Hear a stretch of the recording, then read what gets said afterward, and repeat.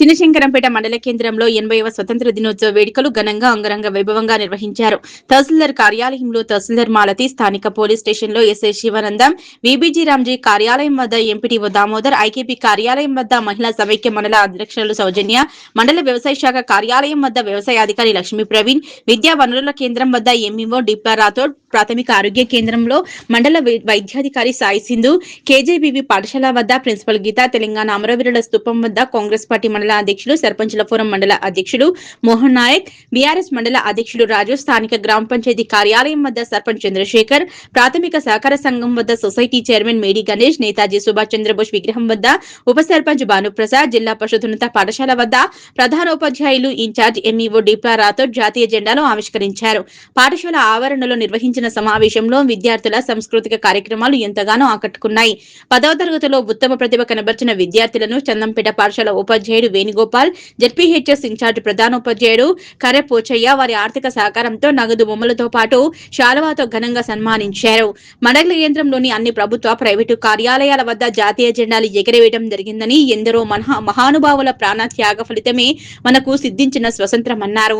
పాఠశాల అభివృద్ధి కోసం రాష్ట్ర ప్రభుత్వం విద్య కోసం పెద్దపీట వేయడం జరిగిందని, పాఠశాలలో ఏ సమస్యలు ఉన్నా వాటిని పరిష్కరించేందుకు కృషి చేశామని, సమస్యలన్నింటినీ తమ దృష్టికి తేవాలని సర్పంచ్ చంద్రశేఖర్, మాజీ సర్పంచ్ రాజ్రెడ్డి, శ్రీమాన్ రెడ్డిలు అన్నారు.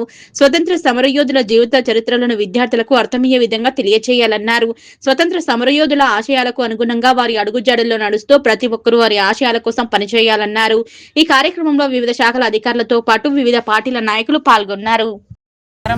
మండల ప్రజలందరికీ 80వ స్వాతంత్ర దినోత్సవ శుభాకాంక్షలు. అందరూ కూడా ఈ పండుగని మంచిగా జరుపుకోవాలని, మరియు దేశమంతా సుభిక్షంగా ఉండాలని, మన రాష్ట్రంలోని ప్రజలు అలాగే మండలంలోని ప్రజలు కూడా సంతోషంగా ఉండాలని కోరుకుంటున్నాను. స్వాతంత్ర దినోత్సవం సందర్భంగా ఈరోజు మండలంలోని అన్ని ప్రభుత్వ మరియు ప్రైవేట్ కార్యాలయాల్లో జెండా ఎగరవేయడం జరిగింది. స్వాతంత్ర సముపార్జనకు కారకులైన స్వాతంత్ర సమర యోధులను స్మరించుకోవడం ఒక ఆనవాయితీ. వారి యొక్క ఆశయాలు, ఆకాంక్షలకు మనమందరం కూడా ముందుకు తీసుకెళ్లి భారతదేశాన్ని ప్రపంచ పటంలో ముందు స్థానంలో నిలబెట్టడానికి అందరూ కలిసికట్టుగా కృషి చేయాలని, మరి మనం సుభాష్ చంద్రబోస్ కానీ, సర్దార్ వల్లభాయ్ పటేల్ కానీ చాలా అతివాద నాయకులు, వారి నాయకత్వం మూలంగానే మన భారతదేశానికి తొందరగా స్వాతంత్రం వచ్చింది. మనకు బ్రిటిష్ వారు స్వాతంత్రం ఇస్తూ మేము ఒక నాయకులు ఆ రోజు సుభాష్ చంద్రబోస్ మన స్వాతంత్ర సమర యోధుడు, వారి యొక్క పోరాట స్ఫూర్తి ఎంత భయపెట్టిందో బ్రిటిష్ వారికి మనకు ఈ వ్యాఖ్యల ద్వారానే తెలుస్తుంది. కాబట్టి వారందరి పోరాటాలకు మనము మర్చిపోవద్దు, ప్రతి క్షణం గుర్తుంచుకోవాలి. యాద్ కరో కుర్బానీ అని అంటూ మనము ఈరోజు వారిని స్మరించుకుంటూ మరి వారి ఆశయాలను కొనసాగించాలని తీవ్రంగా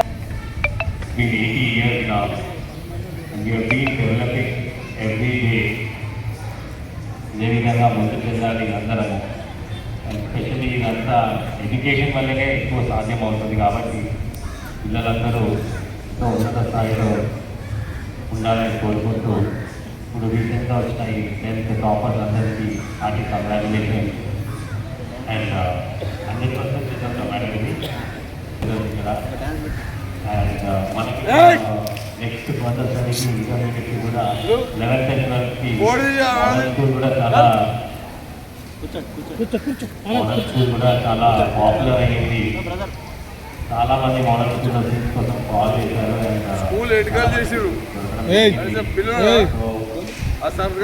ఎడ్యుకేషన్ పరంగా అయితే మన చాలా బాగుంది.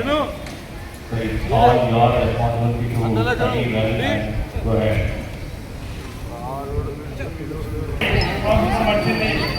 మరి కావున ఈ స్వాతంత్ర రాయను ఎంత స్వేచ్ఛగా ఇస్తున్న మరి దేశ సరిహద్దులో ఉన్న ఆ సైనికుడికి వందనం.